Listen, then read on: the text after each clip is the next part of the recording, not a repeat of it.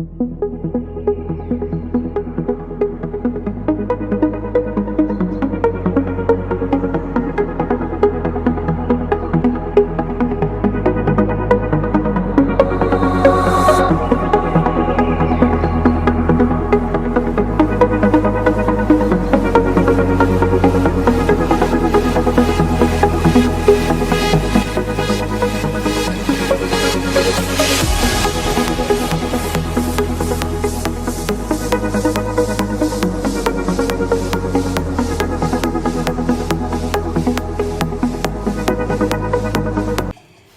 c'est bon. Ok, top. Bonjour monsieur. Bonjour, madame. Alors, nous sommes étudiants à l'Université Marbourg, licence 3, et nous souhaiterions passer une interview de quelques minutes avec vous, avec votre permission, bien sûr. Pas de souci. Ok. Monsieur, est-ce que vous pouvez vous présenter à nous? Je suis monsieur Ricky Ngemaï. Ricky Ngemaï. On m'appelle familièrement ou affectueusement monsieur Ricky. Je m'appelle monsieur Ricky. Je m'appelle Ricky Ngemaï. Je suis enseignant-chercheur au département des sciences de l'information et de la communication de l'Université de Marbourg depuis quelques années déjà. Je suis à la fois sociologue, anthropologue et politologue de formation. C'est-à-dire que j'ai fait quelques petites études de sociologie, d'anthropologie et de sciences politiques. Alors, monsieur, vous n'avez pas une profession fixe, vous êtes polyvalent dans votre... Bon, pas spécialement, disons que j'ai fait des études de sociologie, puis j'ai fait sociologie et anthropologie, et puis dans mon parcours universitaire, j'ai fait un peu de sciences politiques, c'est tout, ce n'est que ça. Ok. Votre choix d'enseignant a été fixé par un événement, par un désir, ou c'est juste... Bon, qu'est-ce qui a motivé mon choix de devenir enseignant, mon choix de carrière? Bon, je suis fils d'enseignant. Ma mère était enseignante, elle est aujourd'hui retraitée, enseignante de l'école primaire. Mon père enseignait à l'université. Il travaillait dans l'administration, mais il a également été enseignant dans le supérieur. Donc, et puis j'avais autour de moi des oncles, des tantes qui enseignaient à l'université. Ça, quelque part, ça a motivé ma formation, le choix, ma vocation. Alors, monsieur, vous nous tenez, ce qui est très intéressant, votre facilité à capter l'attention des étudiants pendant les cours, comment est-ce que vous y prenez? Est-ce que c'est un don? Est-ce que c'est une façon de faire? Ou c'est juste académiquement qu'on apprend Je ne sais pas si j'ai une facilité à captiver les étudiants. C'est à eux de répondre à cela. Disons que ça dépend. Ça dépend de la matière. Il y a des matières dans lesquelles on est un peu plus à l'aise que d'autres.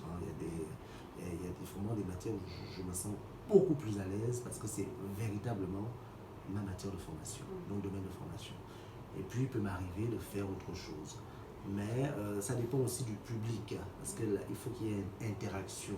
Ça dépend du public. Il y a des publics qui sont plus réceptifs que d'autres, plus attractifs, plus attrayants, plus séduisants que d'autres. Bon, si vous entrez dans une salle de classe et que vous avez 3 étudiants devant vous, c'est pas la même chose quand vous entrez. L'ambiance n'est pas la même que lorsque vous avez 20 étudiants devant vous, ou lorsque vous avez 50 étudiants devant vous. L'ambiance n'est vraiment pas la même. Et puis il y a beaucoup d'autres paramètres qui rentrent en compte. Mais un cours, ça se prépare. De façon générale, un cours, ça se prépare. Vous pouvez aussi vous lever du mauvais poil. Vous êtes levé du mauvais pied, pardon, c'est ça l'expression. Vous pouvez vous lever du mauvais pied et puis vous arrivez dans une salle, vous n'êtes pas très motivé, vous êtes un peu fatigué et puis vous sentez aussi qu'en face de vous, ils ne sont pas très réceptifs et puis le cours ne se passe pas très bien. Ça arrive, il y a des moments comme ça. Et puis il y a des moments où vous arrivez, vous avez l'impression d'être inspiré. Vous avez vu le cours, chez vous, vous l'avez bien préparé et puis vous n'avez pas besoin de beaucoup lire. Ça vient comme ça, les idées viennent seules. Je ne sais pas à quoi c'est dû, c'est une question d'inspiration du moment, en fait. C'est toujours une question d'inspiration du moment. Mais c'est vrai qu'il faut aussi avoir la capacité d'observer. Vous êtes enseignant, vous donnez un cours, vous observez et vous sentez que vous êtes en train d'ennuyer les étudiants. Alors à ce moment-là, vous devrez trouver une formule. Soit il y en a qui usent de l'humour, il y en a d'autres qui vont peut-être raconter une anecdote pour distraire le public. Il y en a d'autres qui vont peut-être demander une pause, qui vont dire écoutez, on va faire une petite pause. Parce qu'au bout de 30 minutes, 1 heure, les étudiants se relâchent. L'attention n'est plus la même. Donc il vaut mieux quelquefois faire une petite pause de 5 minutes, 10 minutes. Et puis ça permet aux gens de souffler. Et puis ça dépend aussi du moment de la journée. Un cours qui se fait à 8h du matin, et un cours qui se fait à midi, et un cours qui se fait à 16h, l'attention n'est pas la même. Voilà. À 8h, il y a des gens qui sont arrivés en classe, ils n'ont pas pris le petit déjeuner, ils ne sont pas très très bien réveillés. À midi ou 13h, 14h, il y en a qui n'ont pas encore mangé depuis le matin. Vous venez faire le cours à 13h, 14h, il y en a qui n'ont pas mangé depuis le matin. Ils ont faim. Donc, vous savez, vous-même aussi, peut-être que vous n'avez pas mangé, vous n'avez pas mangé assez. Donc, ça dépend du moment. Ça dépend aussi de la salle. Est-ce que la salle elle est climatisée? Est-ce que tout le monde est là? Est-ce que les étudiants sont complètement serrés? Ça dépend des choses. Ça dépend aussi du climat. Est-ce qu'il fait chaud? Est-ce qu'il fait frais? Est-ce qu'il a plu? Voilà. Donc, c'est un ensemble de choses c'est un ensemble de petites choses comme ça qui mettent du piment au cours, qui rendent le cours attractif, attrayant et motivant, captivant. Donc on peut retenir de votre intervention que en majorité ce sont les conditions dans lesquelles ce sont les conditions. On apprend qui ok. Et monsieur, vous nous tenez en licence 3, quelle est votre impression de la salle? Qu'est-ce que je pense de vous? Oh mon Dieu, le plus grand mal, qu'est-ce que je peux vous dire? Vous êtes difficile. Non, j'en rigole. Bon, les L3, vous êtes nombreux. Ce qui n'est pas mauvais, c'est qu'il n'est pas forcément très bien non plus, parce que la salle elle est petite, parce que tout le monde n'est pas là. Tout le monde n'est pas là. Mais vous arrivez quand même à vous serrer. Et puis, bon, je sens que les gens sont motivés. Je sens que les gens sont réactifs. Vous répondez aux questions, vous posez des questions. Et bon, je suis un enseignant qui apprécie cette interaction-là, cet échange. Il y a peut-être des gens qui n'aiment pas échanger. Il y a des gens qui estiment qu'il rentre dans la salle, il fait son cours, vous n'avez rien à dire, vous devez juste prendre des notes. Non, moi je pars du principe qu'un cours doit être interactif. Je suis venu vous apprendre des choses, je suis venu vous dispenser un enseignement, mais je dois aussi apprendre le vous. Parce que vous avez un vécu, vous avez un ressenti, vous avez des impressions, vous avez des avis, vous avez des émotions qui sont utiles. Voilà, que vous devez exprimer également. Donc et puis vous avez une culture que je n'ai peut-être pas. Vous avez des connaissances que je n'ai pas. Je n'ai pas la prétention de tout savoir. Et je n'ai pas la prétention de ne rien apprendre de vous. Moi, je pars du principe que je peux apprendre des choses de mes étudiants. Il arrive quelquefois, c'est arrivé, je crois lundi ou mardi, je crois que c'est lundi, un étudiant m'a prononcé un mot en classe. Je ne connaissais pas ce mot. Et je lui ai demandé la signification. Il m'a donné la signification. J'étais émerveillé. J'ai dit merci. Je dormirai moins bête ce soir. Voilà, donc parce qu'on apprend aussi des choses aux étudiants. Parce qu'ils lisent. Ce ne sont pas des cancres, pas tous en tout cas. Pas tous en tout cas. Donc, on apprend aussi des choses de nos étudiants. Voilà. Donc, je pense que c'est ça l'objectif de l'enseignement.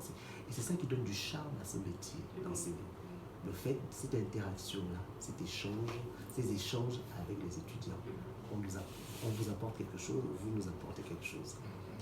Cette interaction-là, cette interconnexion, c'est ce qui donne, je dirais que ça donne du charme à l'enseignement. Alors monsieur, pour peut-être certains et d'autres, le choix de venir au département des sciences de l'information a été parfois poussé par aussi une vocation, une envie.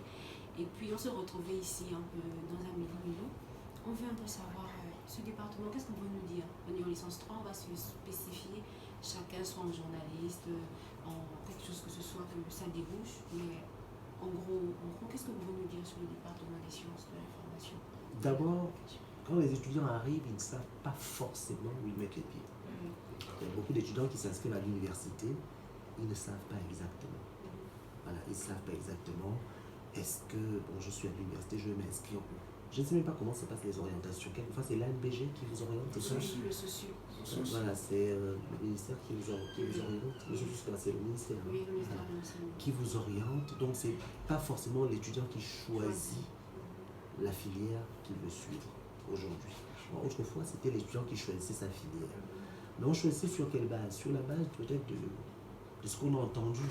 Ah, on a entendu que que là-bas c'est trop difficile, donc je ne vais pas là-bas. On a entendu que là-bas c'est facile, donc j'y vais. Non, les études ne sont faciles nulle part.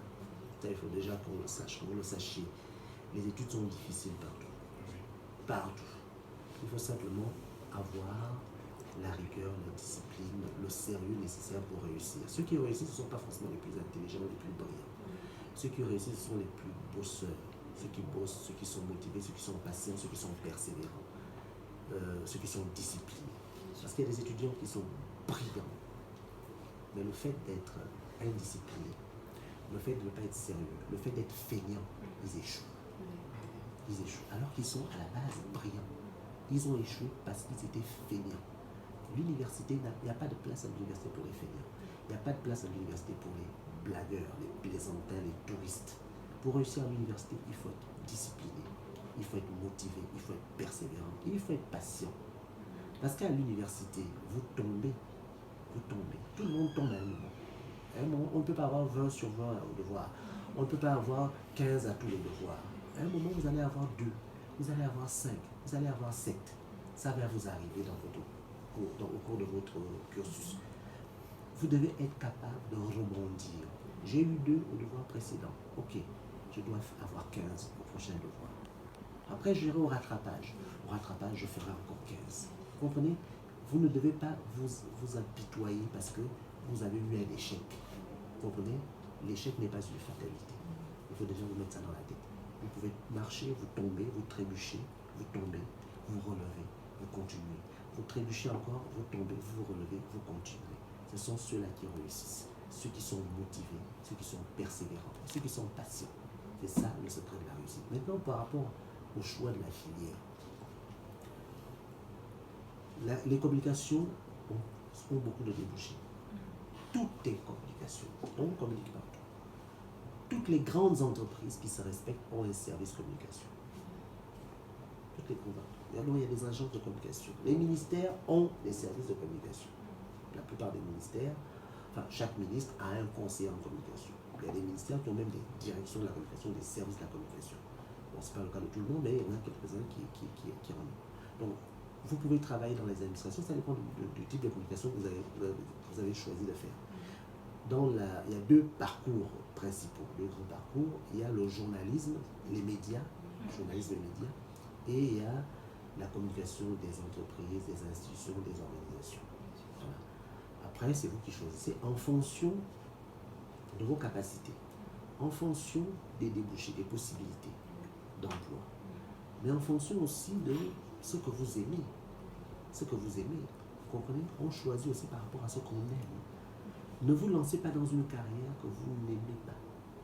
Et ne vous lancez pas dans un domaine dont vous n'avez pas les capacités, dont vous n'avez pas le potentiel. Vous comprenez? Je me permets d'ouvrir une parenthèse.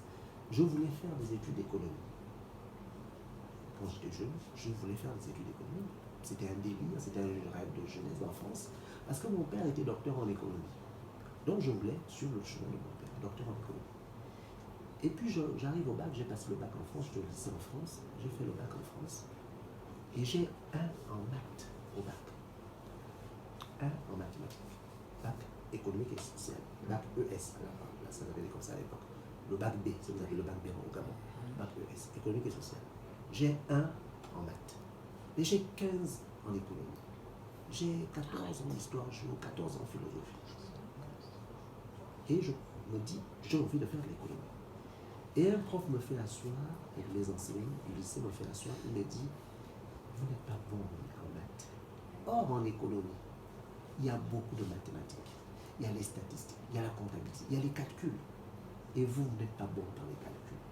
Donc ça ne sert à rien de vous embarquer dans une filière où vous allez vous casser le visage.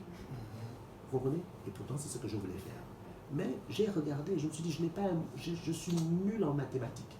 Mais je vais aller faire des études économiques. En économie, il y a beaucoup de mathématiques, il y a les statistiques.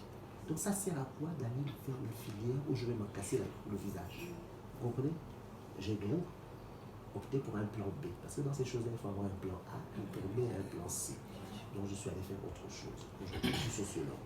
Je me suis retourné à la fac de sociologie. Vous comprenez? Je ne me plains pas, je ne regrette pas mon choix. Mais mon rêve initial, c'était de faire l'économie. Donc, quand vous choisissez une filière, vous devez aussi regarder vos capacités. Est-ce que dans cette filière-là, il y a telle matière, telle matière, telle matière? Est-ce que j'ai les capacités de tenir là-bas? Étant donné que j'ai de sérieuses lacunes dans ces matières-là. Donc, vous devez choisir aussi par rapport à ça. Vous devez aimer ce que vous faites. Vous devez être capable. Vous devez avoir les capacités, le potentiel pour réussir dans une filière. Et vous devez aussi regarder les débouchés de la filière. Je vais faire telle filière. Quels sont les débouchés? Est-ce qu'il y a même des débouchés dans cette filière? Parce que toutes les filières n'offrent pas les mêmes débouchés. Il y a des filières qui ont plus de débouchés que d'autres. C'est une réalité. Toutes les filières n'ont pas les mêmes débouchés. Vous avez compris? Donc, il y a des filières qui débouchent, qui forment des chômeurs. C'est une réalité, je ne citerai pas de nom. Et puis, il y a des filières où il y a quand même des débouchés, où il y a des possibilités d'emploi. Voilà. Mais vous pouvez aussi être votre propre chef. C'est-à-dire vous pouvez créer votre propre structure. Vous faites des études de communication et puis vous créez une agence de communication. Bon, il faut avoir les moyens, mais après, vous pouvez créer votre propre structure, être votre propre patron, être votre propre patron, travailler pour vous-même, ne pas répondre de quelqu'un. Voilà. Être indépendant. Ça aussi, c'est une possibilité. Maintenant, dans les entreprises, il y a beaucoup d'entreprises, il y a beaucoup de choses à... Et puis, ça dépend, qu'est-ce que vous allez apporter à l'entreprise? Parce que quand vous allez chercher l'emploi, il ne suffit pas d'avoir la licence professionnelle en communication, il ne suffit pas d'avoir le master en communication. Vous allez m'apporter quoi? Je suis chef d'entreprise, je vous reçois, vous avez une licence en communication, ok, votre licence n'apporte quoi? Qu'est-ce que vous apportez à mon entreprise? Qu'est-ce que vous êtes capable d'apporter à mon entreprise en termes de communication? À vous de me démontrer, monsieur Nguemarini, votre société, j'ai remarqué, n'est pas très connue. Moi, je peux faire en sorte que votre société ait une plus grande visibilité. Ah bon? Vous allez faire ça comment? Vous m'expliquez ça en 5 minutes. Vous avez 5 minutes pour m'expliquer, pour me démontrer, pour me convaincre que je dois vous recruter. Vous devez me convaincre.